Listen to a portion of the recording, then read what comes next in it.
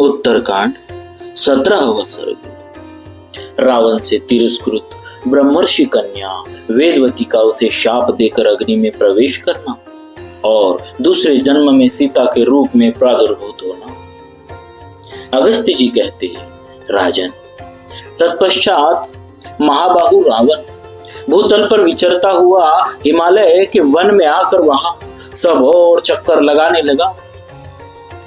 वहां उसने एक तपस्विनी कन्या को देखा जो अपने अंगों में काले रंग का मृग चर्म तथा सिर पर जटा धारण किए हुए थी। वह ऋषि प्रोक्त विधि से तपस्या में संलग्न हो देवांगना के समान उद्दीप्त हो रही थी। उत्तम एवं महान व्रत का पालन करने वाली तथा रूप सौंदर्य से सुशोभित उस कन्या को देखकर रावण का चित्त कामजनित मोह के वशीभूत हो गया।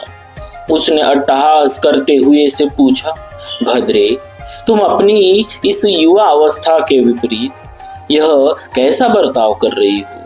तुम्हारे इस दिव्य रूप के लिए ऐसा आचरण कदापि उचित नहीं है। भीरु, तुम्हारे इस रूप की कहीं तुलना नहीं है।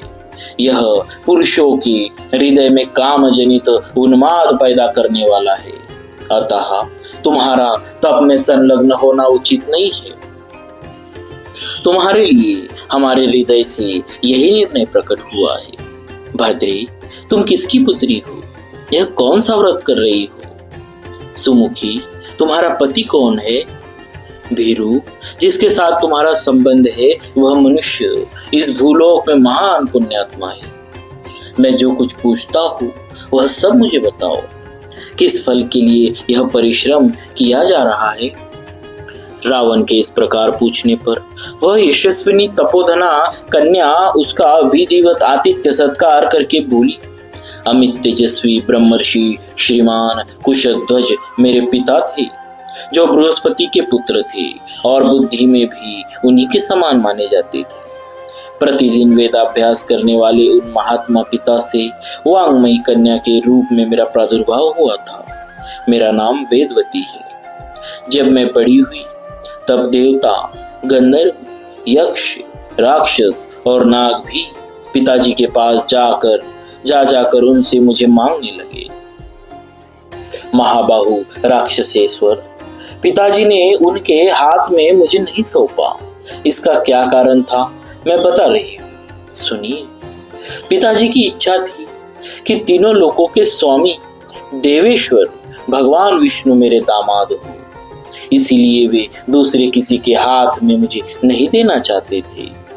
उनके इस अभिप्राय को सुनकर बलाभिमानी दैत्यराज शंभु उन पर कुपित हो उठा और उस पापी ने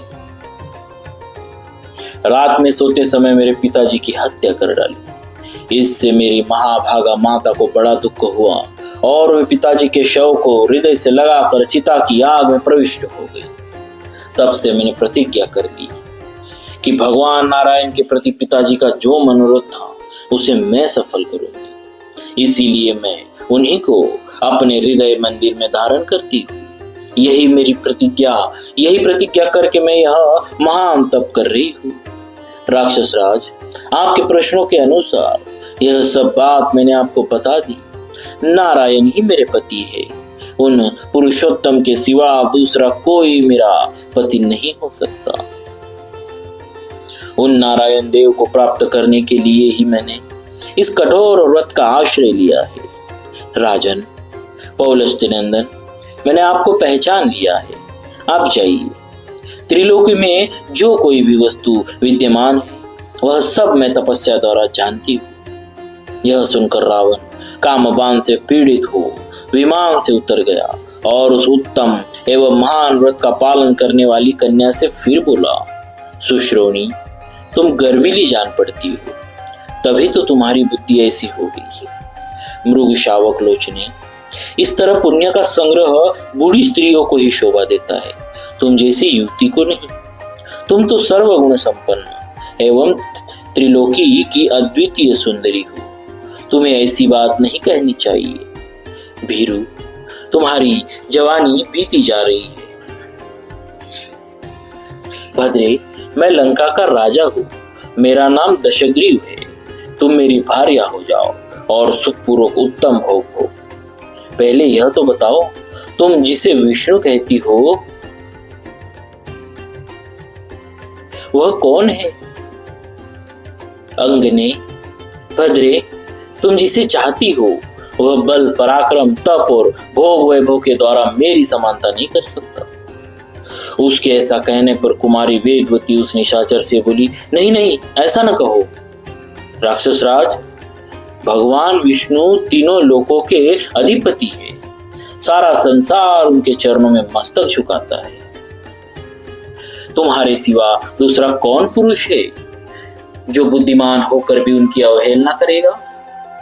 वेदवती के ऐसा कहने पर उस राक्षस ने अपने हाथ से उस कन्या के केश पकड़ लिए। इससे वेदवती को बड़ा क्रोध हुआ। उसने अपने हाथ से उन केशों को काट दिया।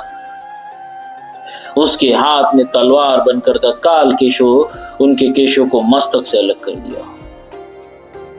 वेदवती रोष से प्रज्वलित सी हो उठी।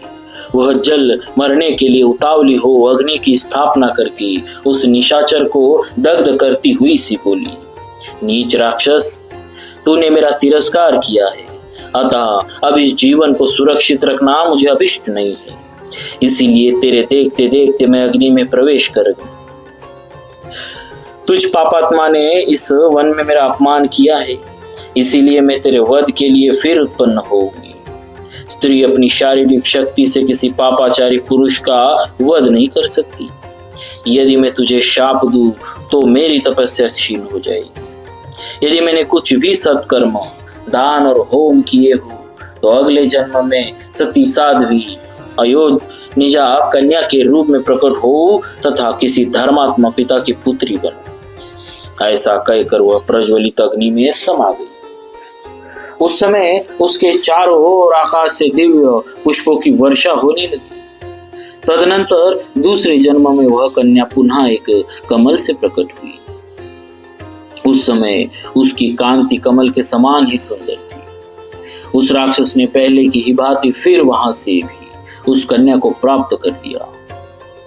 कमल के भीतरी भाग के समान सुंदर कांति वाली उस कन्या को लेकर रावण अपने घर गया। वहां उसने मंत्री को वह कन्या दिखाई। मंत्री बालक बालिकाओं के लक्षणों को जानने वाला था। उसने उसे अच्छी तरह देखकर रावण से कहा, राजन, यह सुंदरी कन्या यदि घर में रही तो आपके वध का ही कारण होगी, ऐसा लक्षण देखा जाता है। श्री राम, यह सुनकर रावण ने उसे समुद्र में फेंक दिया। तत्पश्चात वह भूमि को प्राप्त होकर राजा जनक के यज्ञ मंडप के मध्यवर्ती भूभाग में जा पहुंची। वहां राजा के हल के मुख भाग से उस भूभाग के जोते जाने पर वह सती साध्वी कन्या फिर प्रकट हो गई। प्रभु, वही वेदवती महाराज जनक की पुत्री के रूप में प्रादुर्भूत हो आपकी पत्नी हुई है। महाबाहु, आप ही सनातन विष्णु है। उस वेदवती ने पहले ही अपने रोष जनित शाप के द्वारा आपके उस पर्वताकार शत्रु को मार डाला था, जिसे अब आपने आक्रमण करके मौत के घाट उतारा है। प्रभु, आपका पराक्रम अलौकिक है। इस प्रकार यह महाभागा देवी विभिन्न कल्पों में पुनः रावण वध के उद्देश्य से मर्त्य लोक में अवतीर्ण होती रहेगी। यज्ञ वेदी पर अग्निशिखा के समान हल से जोते गए क्षेत्र में इसका आविर्भाव हुआ है। यह वेदवती पहले सत्य युग में प्रकट हुई थी, फिर त्रेता युग आने पर उस राक्षस रावण के वध के लिए मिथिलावर्ती राजा जनक के कुल में सीता रूप से अवतीर्ण हुई। सीता हल जोतने से भूमि पर बनी हुई रेखा से उत्पन्न होने के कारण मनुष्य इस देवी को सीता कहते हैं। इस प्रकार श्री वाल्मीकि निर्मित आर्ष रामायण आदि काव्य के उत्तरकांड में 17वां सर्ग पूरा हुआ।